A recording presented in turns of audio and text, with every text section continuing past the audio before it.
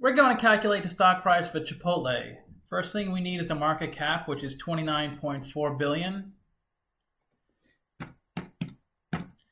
And then the stock price, 1055.18. Now we know how many shares outstanding. You just take the market cap divided by the stock price. You get 28 million shares outstanding. And the way to calculate the stock price for a company is to estimate its future free cash flows and then discount those cash flows back to today's dollar amount. And now you have the intrinsic value of the company. And then you take that number and you divide it by the shares outstanding.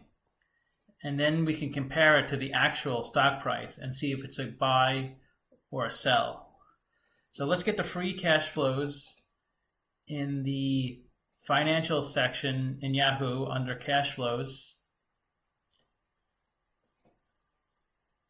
And we need the prior 4 years of free cash flows. And we'll put that into our model.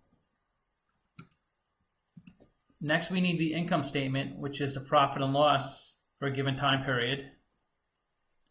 That's on the income statement.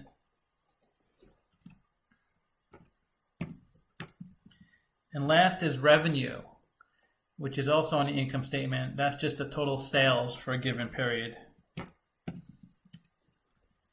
And we can take a quick glance at our numbers just to see, make sure they look right and there's no big outliers. As you can see, free cash flow jumps up each year, which is a good sign.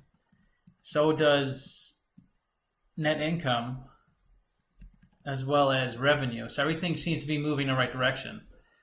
And Chipotle is one of those few companies that does not have any debt, which is a great thing.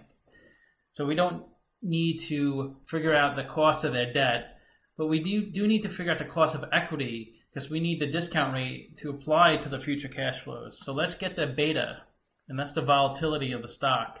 That's 1.18. And the beta is calculated using the CAPM model, the capital asset pricing model. And it's 11.38%. And that's what we're going to discount the cash flows by.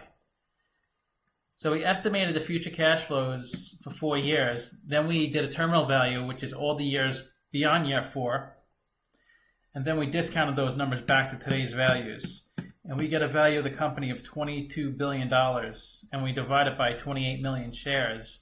We get a stock price of $8.09.